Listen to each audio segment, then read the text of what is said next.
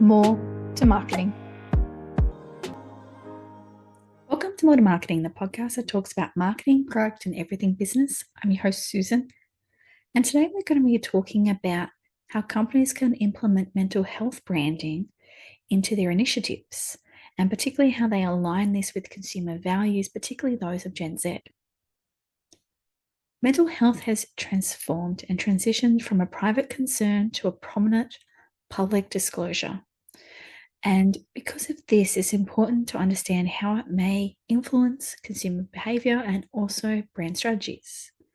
Now, this shift is particularly evident among the Gen Zs, and that's those individuals born from 1997 to 2012, who prioritize mental well-being and expect brands to do the same. And you really need to resonate with these particular demographics.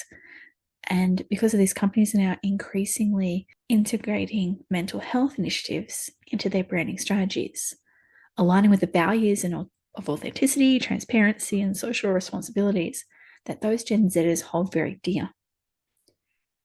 Now, Gen Z face an unprecedented stresses because there's a whole pile of different things that have come through that have been documented in a lot of surveys and research to say that it's been contributing to Gen Z's poor mental health. So some of them include things like academic pressure, social media influences, and definitely some certain global uncertainties as well.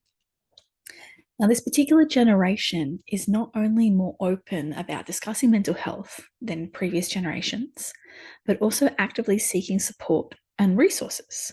So this is where they actually naturally start gravitating towards those brands that acknowledge and address mental health issues where they can and where it's possible, and view such engagement as like a marker of true authenticity and empathy within these brands.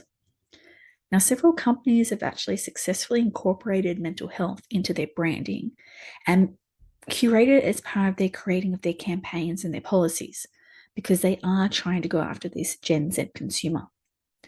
So in the fashion and beauty brands, there's one called Glossier, another one called Mad Happy, and they have openly addressed mental health, integrating well-beingness themes into their product lines and also marketing campaigns. Now, this approach not only destigmatizes mental health discussions, but it's also aligned with the holistic well-being trends of Gen Zs.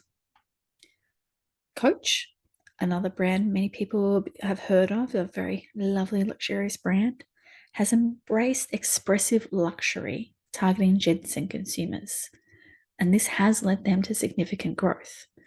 Now, Coach's storytelling, design, and merchandise has really been essentially in engaging, it's been very essential in engaging this demographic, and it's reflecting in their values and aspirations. Celsius, an energy drink brand, has found favor among Gen Zs by positioning itself within the fitness and well-being and wellness space, aligning with this generation's focus on health, including the mental well-being as part of it. Its branding and marketing strategies have really resonated with young adults seeking energy solutions that complement their lifestyle.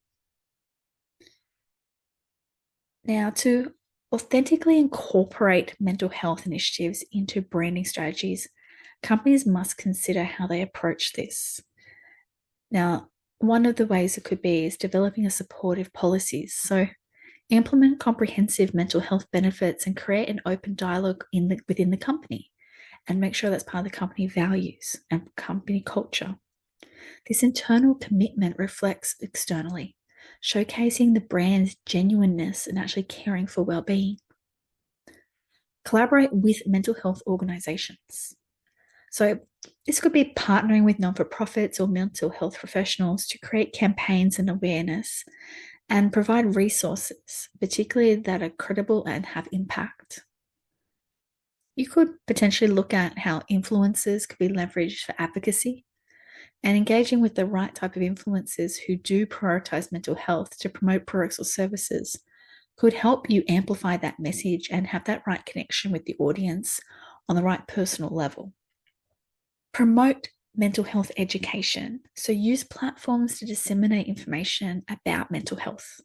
Encourage conversation and reduce the stigma, but also be involved in the conversation so it is authentic. Educational content can position the brand as a thought leader and an ally in mental health advocacy. And I keep saying the word authentic, but ensure it's authentically represented. Feature real stories, diverse voices, include it in campaigns to bring about authenticity and also represent mental health as experiences, fostering relatability and trust.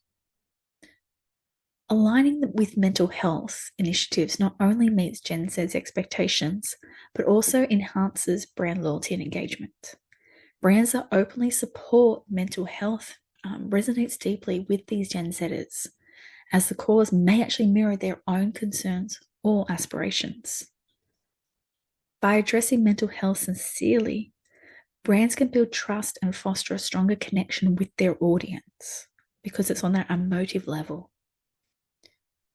Incorporating mental health initiatives into branding strategies is no longer optional, but essential, especially for companies aiming to connect with those Gen Zs. By authentically addressing mental health, brands demonstrate empathy, social responsibility, and align with the values of a generation that prioritizes well-being.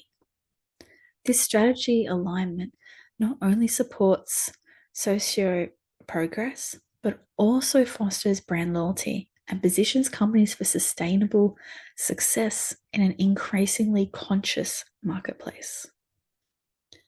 I hope you have digested some of this podcast today on how mental health can be part of marketing and branding.